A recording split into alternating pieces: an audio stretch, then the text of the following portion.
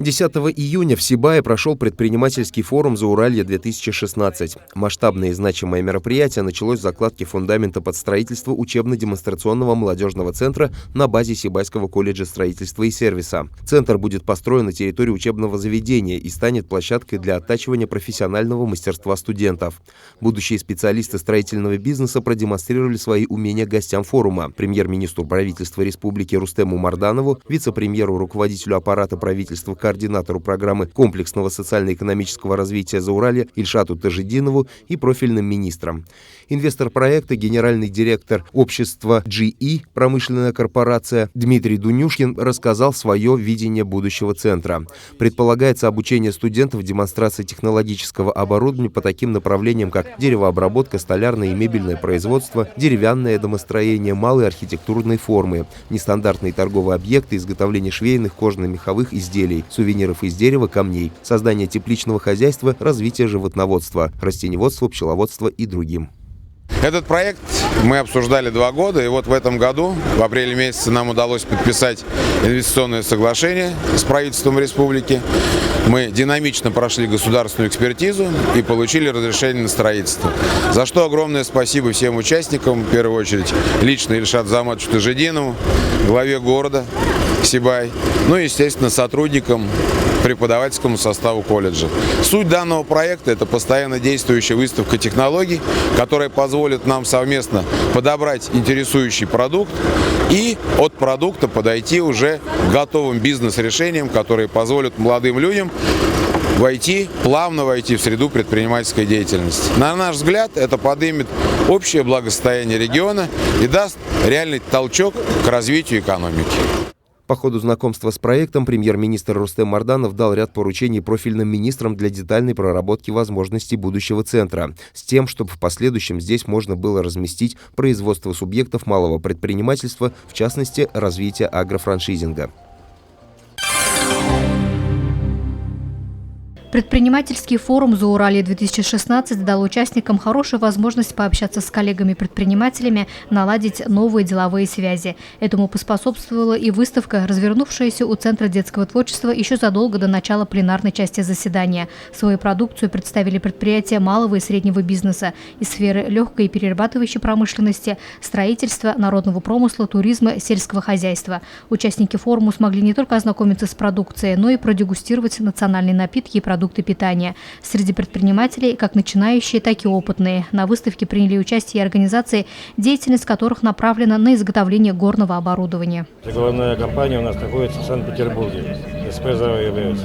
Они разрабатывают флотационное оборудование, а наш завод, это флотационное оборудование изготавливает, монтирует, сервисное обслуживание делаем. Значит, наша продукция расходится по России, во-первых, Хайбулинская обогатительная фабрика, Гайский ГОК, Сибайская фабрика, сюда даже делали, Пчелинский ГОК, потом по России много заводов, особенно отправляем в Казахстан, Монголию, Узбекистан, Армению. В данный момент делаем заказ на Вьетнам. Многие из предприятий начали свою деятельность в рамках реализации среднесрочной комплексной программы развития Зауралья. У нас и увеличилось количество предпринимателей на 1000 населения. Вот в настоящее время у нас 416 предпринимателей. Количество рабочих мест у нас увеличилось почти на 50%. За 2015 год создалось больше, чем, допустим, в 2011 или в 2012 годах. Вот у нас реализуются крупные инвестпроекты. Реализовано уже на сумму 78 миллионов рублей, создано 63 рабочих места. И на этот год тоже порядка 100 миллионов рублей у нас запланированы инвестиционные проекты, тоже с созданием рабочих мест, там более 100 рабочих мест будет. Рядом с кумысоотделами, животноводами и народными умельцами продукция, выпускаемая в Сибае. Это мука, кумыс, изделия из яшмы. Здесь же выставили свою продукцию завод буровых реагентов общества «Стан Оптима-С». Выставка еще раз показала, насколько разнообразен малый бизнес Зауралья. Но не стоит забывать, что за всем этим стоит большой труд бизнесменов, вложившихся в свое дело не только материально. Поднять производство на ноги, войти в оборот сегодня не так легко, как кажется на первый взгляд. О проблемах развития предпринимательства и путях их решения соглашении шла речь уже на пленарной части заседания. Как отметил премьер-министр правительства Республики Рустем Марданов, в Башкортостане внедряются проекты малого и среднего бизнеса. В частности, и на территории Зауралья реализуются проекты с точки зрения финансирования, законодательства и институтов господдержки. В целом по республике малое предпринимательство формирует около 40% оборота организации или более 1 триллиона рублей, и в нем занято около 480 тысяч человек. Но мы, конечно, в соответствии с действующей стратегией и, конечно, в рамках разрабатываемой сейчас стратегии социально-экономического развития республики предполагаем удвоить количество предпринимателей, и в частности по итогам этого года уже их должно стать больше на 12%. И доля в валовом региональном продукте предприятий малого и среднего бизнеса должна вырасти до 50-60%. В своем докладе премьер-министр правительства региона рассказал о долгосрочных планах развития экономики региона на ближайшие 15 лет, так называемой стратегии 2030. В целом, все выступления были посвящены проблемам, существующим в среднем и малом бизнесе, о необходимых мероприятиях для их решения, планах на будущее, доступности финансовых ресурсов, инструментах государственной и муниципальной поддержки не только говорили участники пленарной части форума «Зауралье-2016». Это представители федеральных структур в лице директора Департамента развития малого и среднего предпринимательства и конкуренции Минэкономразвития России Максима Паршина, специалистов МСП-банка, Центра развития молодежного предпринимательства и других. В частности, Максим Паршин рассказал о мерах поддержки субъектов малого и среднего бизнеса, стратегии развития предпринимательства, а также об ориентирах, позволяющих выйти на новый качественный уровень развития среднего и малого бизнеса. Республика Башкортостан является одним из лидеров России по развитию инновационной инфраструктуры, поддержки малого и среднего предпринимательства.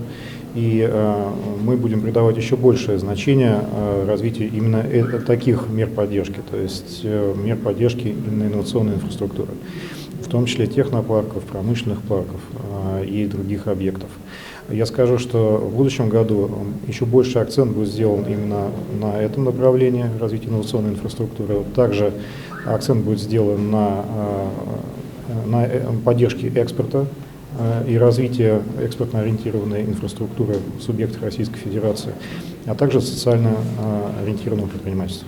В ходе пленарного заседания предпринимательского форума «Зауралье-2016. Малый бизнес от идеи до реализации» с докладами на заданную тематику выступили начальник управления по взаимодействию с МСП-банком Артем Андреев, директор Российского центра содействия молодежному предпринимательству Михаил Колтунов, сопредседатель Общероссийской общественной организации «Деловая Россия» Андрей Назаров, генеральный директор общества «Магнитогорский металлургический комбинат» Павел Шиляев. Более подробно об инструментах государственной муниципальной поддержки развития среднего и малого бизнеса рассказал заместитель премьер-министра правительства республики, руководитель аппарата правительства Башкортостана Ильшат Тажиддинов. Благодаря активности самих предпринимателей, администрации муниципалитетов при формировании местных бюджетов, условиям софинансирования из федерального и республиканского бюджета, бюджетная поддержка малого бизнеса за эти годы выросла в 4 раза. Открыто 4 офиса микрокредитования. Ими предоставлено свыше 375 миллионов рублей микрокредитов. Проведено свыше 100 выездных семинаров, обучающих семинаров с охватом предпринимателей более 2000. Благодаря в том числе вот этим инструментам государственной муниципальной поддержки создано за эти годы свыше 5300 новых рабочих мест, а доходы местных бюджетов от малого бизнеса выросли в 2 раза. В своем выступлении как координатор среднесрочной комплексной программы экономического развития Зауралья Илшат Азаматович отметил, что в настоящее время Зауралье отстает по такому показателю, как количество субъектов среднего и малого бизнеса. Если в регионе эта цифра составляет 311 на 10 тысяч человек, то в Зауралье лишь 305. К 2020 году этот показатель должен достигнуть республиканского значения. В рамках форума «Зауралье-2016» премьер-министр правительства Республики Рустем Марданов и генеральный директор открытого акционерного общества «Магнитогорский металлургический комбинат» Павел Шиляев подписали новое соглашение о сотрудничестве. Взаимовыгодные партнерские отношения Республики Башкортостан и крупнейшего металлургического предприятия Уральского региона имеют давние традиции. Было подписано очередное соглашение с китайской компанией «Цзюньхэ», предполагающее строительство в Сибае цементного завода мощностью до 5000 тонн в сутки. Соглашение с Магнитогорским металлургическим комбинатом – это соглашение на новый срок, и оно охватывает все направления сотрудничества с этим комбинатом. Речь идет и о поставках продукции, о развитии инфраструктуры комбината на территории республики, и вот что важно для сегодняшнего форума, о формах поддержки малых предпринимателей во взаимодействии с этим комбинатом. Оно будет действовать в течение 5 лет. Следующее соглашение с китайской компанией предусматривает проектирование и начало строительства на территории республики содового комбината, который будет базироваться на сырье содовом, которое располагается здесь рядом с Сибаем. Начало реализации этого проекта запланировано на 2016 год, в этом году, и сейчас китайская компания осуществляет согласовательные процедуры для получения земельного участка и начала проектирования. Мы надеемся, что этот проект тоже будет реализован. Срок строительства цементного завода – 2 года. Первыми 300 рабочими предприятия станут специалисты из Китая, которые позже будут постепенно заменены жителями Зауралья. Объем где-то годовой будет 2 миллиона тонн готовой продукции. И кроме этого мы используем современные технологии, будем выпускать другие строительные материалы, которые потребит российский рынок. Это здесь Сибай будет, да? Да, в городе Сибай. Сколько рабочих мест и сумма инвестиций? Ну, самое начало инвестиций где-то составляется 200 миллионов американских долларов. И первое начало где-то 500 рабочих мест будет создать. Если полностью строить индустрию парк, я думаю, что минимум больше 1000 рабочих мест должно быть. Насколько экологично и безопасно будет? Ну, естественно, мы используем самые современные технологии. Потому что сегодняшний день я могу вам сказать такой цифры. В Китае ежегодно выпускает 2 миллиарда тонн цемента. И 1764 линия современные. То есть у нас опыт есть. Достаточно, это уже находится в самой первой очереди в мире. Поэтому им вообще можно не беспокоиться. У нас будет самые современные технологии по экологически.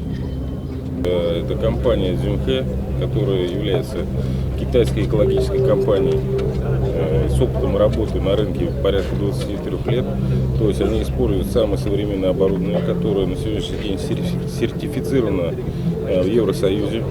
У них стандарты очень высокие. Вот. И это одна из компаний Китая, акции которой торгуются на валютной международной бирже. Не менее важным стало соглашение, подписанное между обществом с ограниченной ответственностью GE промышленной корпорации и Сибайским колледжем строительства и сервиса по строительству на его базе учебно-демонстрационного молодежного центра предпринимательской деятельности Зауралья. Общая стоимость инвестиционного проекта составит более 100 миллионов рублей.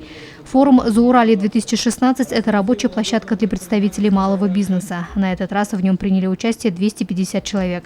Они обсудили проблемы и перспективы развития предпринимательства, поделились опытом работы. Ну вот как раз сейчас я общался с главами, мы обменивались мнениями по поводу, скажем так, того, что вот такие форумы, они, первое, значит, заставляют или позволяют посмотреть, вернуться назад, подвести какие итоги для себя, обменяться опытом и посмотреть, что происходит в других, значит, районах, и, может быть, лучший опыт перенять. Ну и последнее, это то, что не закончился форум, он еще будет продолжаться, и я думаю, много-много интересных идей будет. В этот же день на базе функционирующего многофункционального центра состоялось открытие 2 специализированных окон для обслуживания предпринимателей.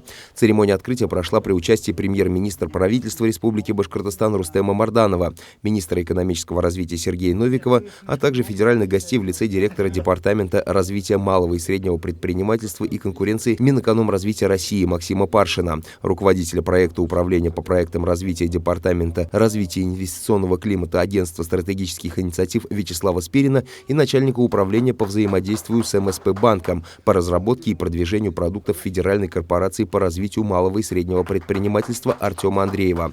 В ходе мероприятия руководством МФЦ Республики подписаны соглашения с администрацией города Сибай и Центром микрофинансирования субъектов малого предпринимательства Республики по дальнейшему взаимодействию в вопросах поддержки бизнес-структур. В рамках форума было также организовано выездное заседание Общественного совета по улучшению инвестиционного климата при главе республики. Мероприятие состоялось под председательством премьер-министра правительства Республики Башкортостан, заместителя председателя Общественного совета Рустема Марданова с участием федеральных гостей, занимающихся вопросами развития инвестиционной и предпринимательской активности в стране. На заседании выступали директор Департамента развития малого и среднего предпринимательства и конкуренции Минэкономразвития России Максима Паршина, генеральный директор Фонда развития моногородов Илья Кривогов, начальник управления по взаимодействию с МСП-банком по разработке и продвижению продуктов Федеральной корпорации по развитию малого и среднего предпринимательства Артем Андреев. В своем докладе директор Департамента развития малого и среднего предпринимательства и конкуренции Минэкономразвития России Максим Паршин рассказал о планируемых нововведениях в федеральном законодательстве по стимулированию инвестиционной активности малых и средних предприятий. Начальник управления по взаимодействию с Банком поддержки малого и среднего предпринимательства, разработке и продвижению продуктов Федеральной корпорации по развитию малого и среднего предпринимательства Артем Андреев озвучил программу «Инвестиционный лифт», которая предусматривает комплексное взаимодействие бизнеса с органами исполнительной власти, институтами развития, государственными финансовыми организациями и другими сервисными контрагентами, отвечающим за предоставление мер господдержки в процессе внешнеэкономической деятельности. Отдельное внимание в ходе заседания было уделено республиканским мерам господдержки инвестиционной и предпринимательской деятельности, а также мероприятия по улучшению инвестиционного климата в регионе. Сегодня мы говорим о предпринимательстве совершенно по-другому. Мы сегодня говорим, понимая, какую роль предприниматели играют в социально-экономическом развитии страны и какое внимание им уделяется со стороны руководства страны и республики. Действительно, меня порадовало то, что сегодня мы услышали со слов выступления представителей Минэкономразвития о том, что наконец-то принята стратегия развития малого и среднего бизнеса в Российской Федерации. Но это, понимаете, это такое очень знаковое событие, потому что без вообще наличия стратегии, вообще без понимания, чем должен заниматься бизнес, куда он должен идти, какие преференции должны быть созданы, как вообще сделать так, чтобы люди шли в бизнес, а не убегали из него. И вот сегодня мы услышали, что действительно это очень хорошее и знаковое событие произошло. Стратегия развития предпринимательства принята, и там очень серьезные, хорошие, большие направления, связанные с созданием инфраструктуры. Это очень важно, чтобы было одно окно, чтобы предприниматель знал, куда ему прийти, получил максимальное количество информации о том, каким образом развивать бизнес, что сделать, куда обратиться за помощью, консультациями, и вообще нужен этот бизнес или нет. То есть это очень важное знаковое событие. Первое. Второе, это здесь надо упомянуть о так называемой оценке деятельности и регионов, и муниципалитетов по как раз развитию предпринимательства. В первую очередь муниципалитета, конечно, где находится малый и средний бизнес в первую очередь. Поэтому это те показатели, во-первых, на основе лучших практик должны быть собраны и созданы стандарты. Каким образом, каких показателей должны быть, да? За сколько должны подключаться к электричеству, к сетям и так далее. Поэтому, и второе, оценка той деятельности, которая осуществляется на уровне муниципалитета. Правительство Башкортостана предлагает налоговые преференции инвесторам, реализующим приоритетные проекты в Зауралье и северо-восточных районах республики. Об этом сообщил заместитель премьер-министра правительства, руководитель аппарата правительства Республики Башкортостан Ильшат Тажидинов. Нормативные акты предоставляют нулевую ставку по налогу на имущество организации в течение первого года работы против стандартной ставки в 2,2%. Кроме того, предоставляется льгота по налогу на прибыль по части, зачисляемой в республиканский бюджет – 13,5% вместо 18%. Правительство предлагает расширить перечень льгот. Министр экономического развития РБ Сергей Новиков рассказал об участии Башкортостана в развитии такого направления, как МФЦ для бизнеса. Он раскрыл преимущества данного проекта для всех заинтересованных сторон, отметил региональную практику и озвучил разработанную Минэкономразвития Республики Башкортостан собственную концепцию создания специализированных МФЦ, ориентированных на предоставление услуг предпринимателям. Общественным советом поддержано решение об участии республики в пилотном проекте по организации МФЦ для бизнеса. Программа предпринимательского форума «Зауралье-2016» включила в себя и проведение круглых столов, панельных дискуссий. Среди заявленных для обсуждения тем – кооперация малых и крупных предприятий на основе субконтрактации и аутсорсинга, лучшие региональные и муниципальные практики по поддержке малого и среднего предпринимательства, реализация направления МФЦ для бизнеса и другие. На круглом столе институты и инструменты поддержки малого бизнеса участникам еще раз напомнили, что в 2015 году создан Центр поддержки предпринимательства, который оказывает информационно-консультационные и образовательные услуги, реализует проект «Автобус стартапов», проводит мониторинг предпринимательского климата в регионах республики. Также речь шла о предоставляемых льготах новоиспеченным бизнесменам. В ходе круглого стола был рассмотрен проектный офис по участию республики в национальном рейтинге состояния инвестиционного климата в субъектах России. Модератором выступила заместитель министра экономического развития региона, секретарь проектного офиса Гульнара Шафикова. Встреча с предпринимателями Зауралья прошла в расширенном составе. Впервые на заседании участвовал представитель агентства стратегических инициатив, руководитель проекта управления по проектам развития инвестиционного климата агентства Вячеслав Спирин. Среди республиканских экспертов на заседании присутствовали представители профильных министерств и госкомитетов, институтов развития и банковского сообщества. Они рассказали о механизмах внедрения проекта МФЦ для бизнеса, озвучили действующие в регионе меры государственной финансовой поддержки субъектов МСП, говорили об инструментах создания индустриальных парков для привлечения инвестиций, а также обозначили привлекательные для предпринимателей кредитные продукты. На круглом столе «Старт молодым» приняли участие представители профильных министерств, руководители средних специальных учебных заведений, предприятий и организаций Зауралья, выпускники колледжа строительства и сервиса, преуспевшие в бизнесе. В своем выступлении министр образования Гульнас Шафиков рассказала о проблемах и способах их решения по подготовке квалифицированных специалистов. По ее мнению, заработавший в скором времени учебно-демонстрационный молодежный центр предпринимательской деятельности Зауралья сыграет значительную роль в деле подготовки будущих предприимчивых специалистов. Сегодня уже в Сибайском колледже и сервисы, строительства и в других колледжах ведется работа, есть курсы по предпринимательству. Но сегодня сами директора и работодатели говорят о том, что им не хватает единой площадки, где бы они переходили к практическим действиям. И вот этот вот учебно-демонстрационный центр, он должен стать такой вот консолидированной площадкой, где будущие выпускники смогут получать те компетенции, которые им нужны будут, и те, которые от них требуют работодатели.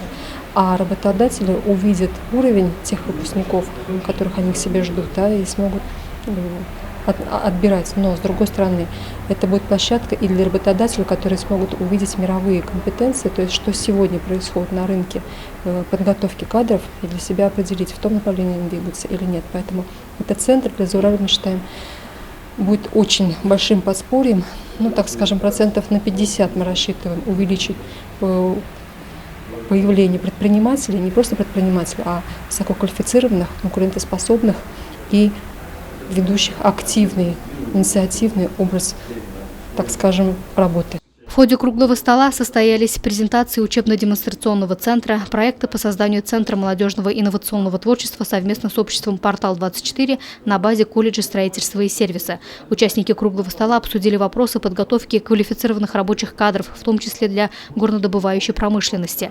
О необходимости развития движения WorldSkills рассказал руководитель региональных программ Союза Агентства развития профессиональных сообществ и рабочих кадров WorldSkills Россия Людмила Иванюк. Я могу судить сегодня по результатам национального чемпионата, который прошел у нас в конце мая в городе Красногорске в Московской области, и по заявленным конкурсантам, которые от республики были заявлены, по 4 компетенциям. По одной из них, по камнетесному делу, Республика Башкортостан является лидером, и при том, что конкуренция сейчас растет по каждой компетенции, в том числе и по этой, республика не отдает пальму первенства, и я надеюсь, что есть огромные потенциалы для того, чтобы и на мировом чемпионате, который у нас будет проходить в 2019 году в Казани, Республика Башкортостан по этой компетенции покажет лучшие результаты.